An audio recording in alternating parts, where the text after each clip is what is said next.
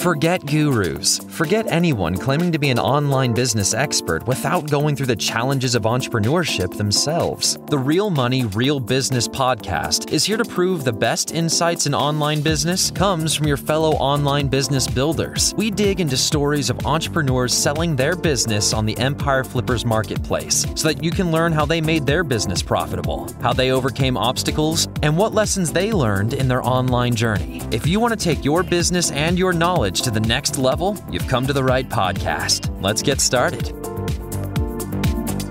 Hey everyone, welcome to another episode of the Real Money, Real Business podcast. We record these interviews so potential buyers can learn more about the business and the seller to help them make a buying decision. Now, all of the business details, which include the type of business it is, how much revenue and profit it makes, and all of the assets included in the sale can be found on the business listing. To view this information, you can visit empireflippers.com/marketplace and search for this business listing number, which is listed in the video thumbnail and the description. Or if you're watching this on YouTube, you can click the link in the description to go straight to the listing. And if after listening you want to take an even deeper dive into the business to perform your due diligence before potentially purchasing this business, you can unlock this listing to look through all of the business information, which includes the domain, the products, the P&L, and more. So can you tell us a little about your background in building and running online businesses? So I started this business a few months after graduating university, studying business. I had met a friend who was doing Google SEO, primarily through affiliate and Amazon affiliate. So I started to build up websites, do Google SEO based on some of the things that he was teaching me. And I was making YouTube videos for fun on the side, completely separately. And then eventually I had made a YouTube video, kind of more search space, that did quite well on a very difficult to rank key term, one of the most difficult to rank key terms in the world, actually. And it had gotten views on YouTube, but I could have never done that on Google SEO. And then from there, I kind of transitioned over to do more YouTube SEO kind of style content, which led me into the business that I currently do now. I came up with the idea for this business in particular after realizing that YouTube and Google SEO worked completely differently, so I could target some of the most difficult to rank for key terms on YouTube, and it also allowed for me to have a very wide and broad spectrum of keywords that I could target rather than having a specific niche site that could expand and that could be highly scalable. And realizing that the potential for not only the affiliate sales, but also the Google AdSense and other forms of monetization existed. That's essentially how I came up with the business idea, and then realizing that other people weren't doing it in the same strategy, in the same way, and I could kind of fill in that hole in the market, and then it's stuck ever since. I chose this niche in particular because of the massive potential upside, but also the limited downside associated with it due to the wide variety of keywords and different things that I could target, as well as the different forms of monetization that could be applicable within this niche and this style of content. So why are you selling the business now instead of keeping it and growing it further?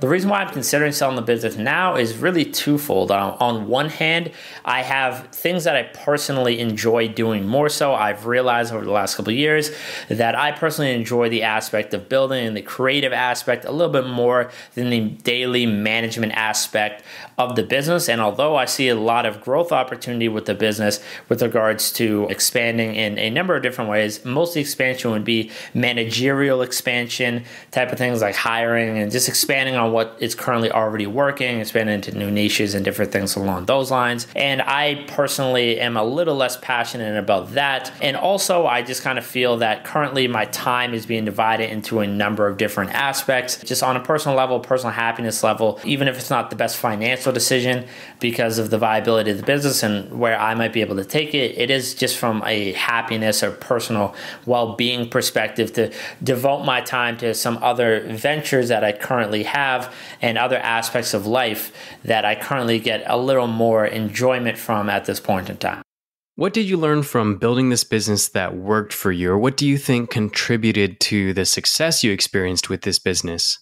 What I feel like I've done that has worked so well is combining the business aspect with the creative aspect. I think a lot of people who get into this type of field or this type of niche almost go too far into the business aspect where they're only really interested in the profit and hiring and scaling, and they don't really appreciate the creative aspect. And then a lot of the creative people don't really appreciate the business aspect of being able to scale, hiring out, having teams, having processes in place that are replicatable and things along those lines to ensure that the business is very profitable. That people who optimize for only one of those very much so limit their potential and their overall growth. So I think that what I personally believe that I've done quite well in this business for the sustained success of it is be able to find that kind of middle ground to ensure that the end result for the end consumer is very good. It's very visually appealing. It's a good overall experience, but at the same time, it can be done in a scalable and profitable manner.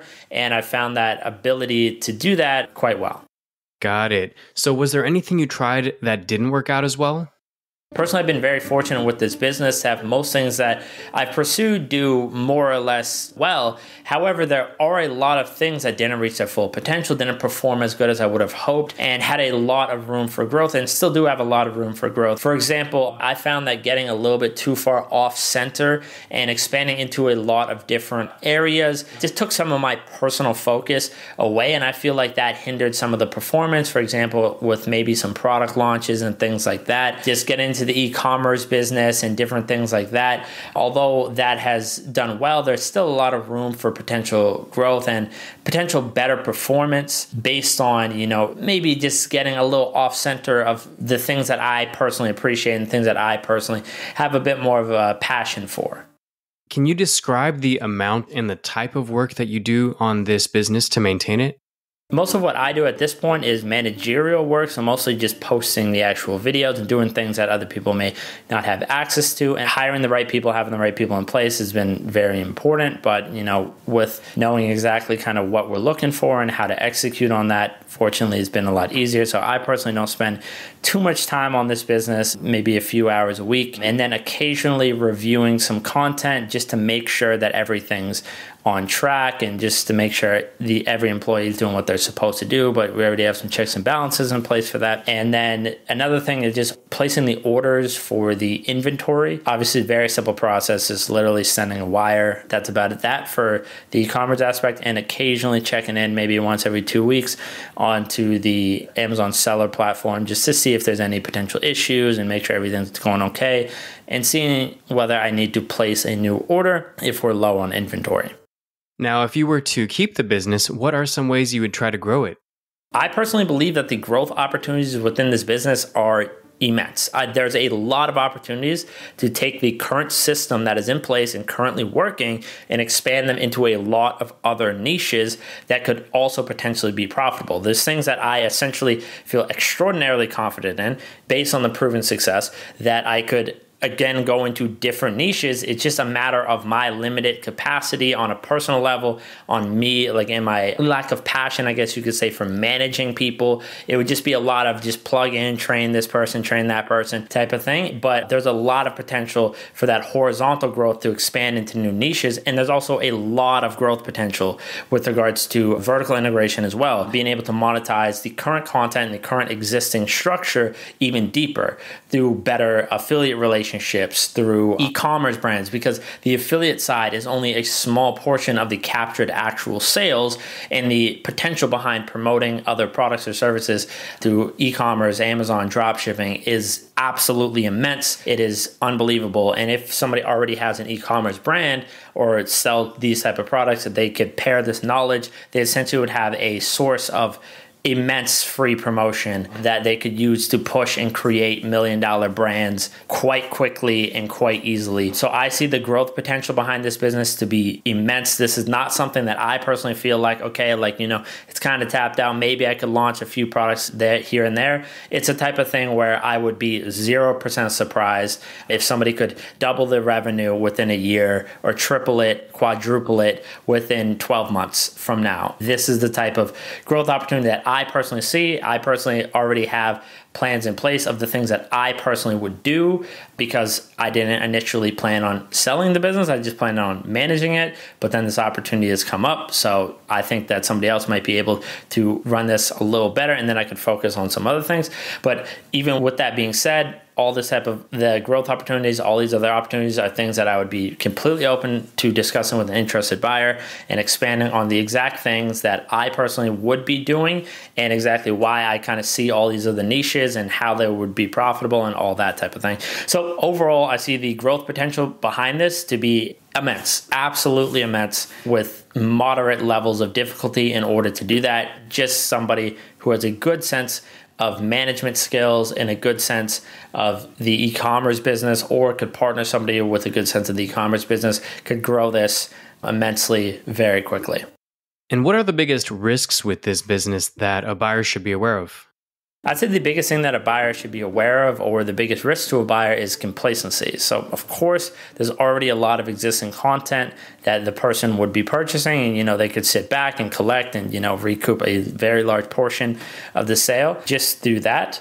However, if somebody just copy and paste and tries to re-upload the exact same content, do all that type of thing, and just not really follow the same structure and, kind of sit there and just be too complacent, that could be a potential issue. There are small adjustments that, might happen that who knows, exactly how YouTube or Amazon or different businesses might structure in 2 years from now and 3 years from now. A couple years out from now, if the person's too complacent, just saying, hey, you know what, I'm not going to update through these small little tweaks with the times in order to produce the best thing. I'm not going to follow this content structure, and I'm just going to kind of look to save costs and try to maximize profitability a little too much. That could cause some long-term issues.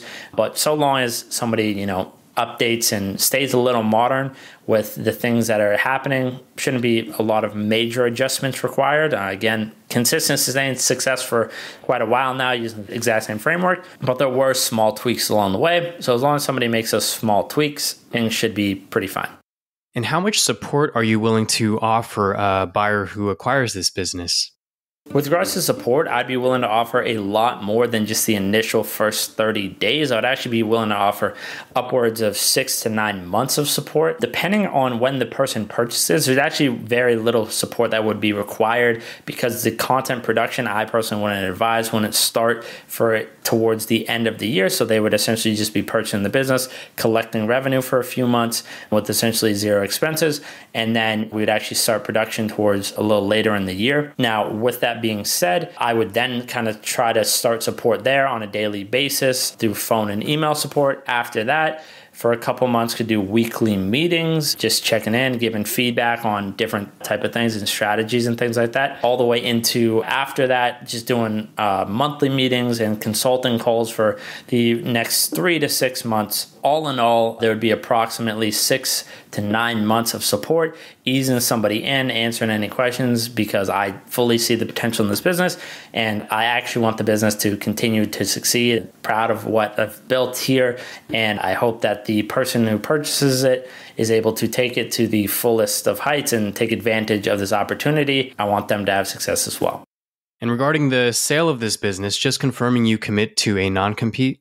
With regards to the non-compete, it should not be any issue. I'm not interested or going to be competing directly with any content. However, I do just want to disclose that I do own a couple other channels on YouTube that would be disclosed within the product listing sale, one of which shouldn't have almost any direct competition with any of the existing thing. Another one, it only focuses on one niche and one specific product category. So it would focus on, maybe there would be 10 to 12 overlapping keywords out of literally hundreds. And it's also a different strategy and a different content creation strategy in its entirety. So it's not directly the same thing. It is different. However, I did just want to disclose that information, and there wouldn't be any issues with non-compete. I'm looking to get out of the space and out of this type of producing content and this type of business strategy in its entirety. And I would be looking to give that essentially to whomever would be purchasing. However, the other channel that I do own just isn't as viable for sale with regards to the logistics of it.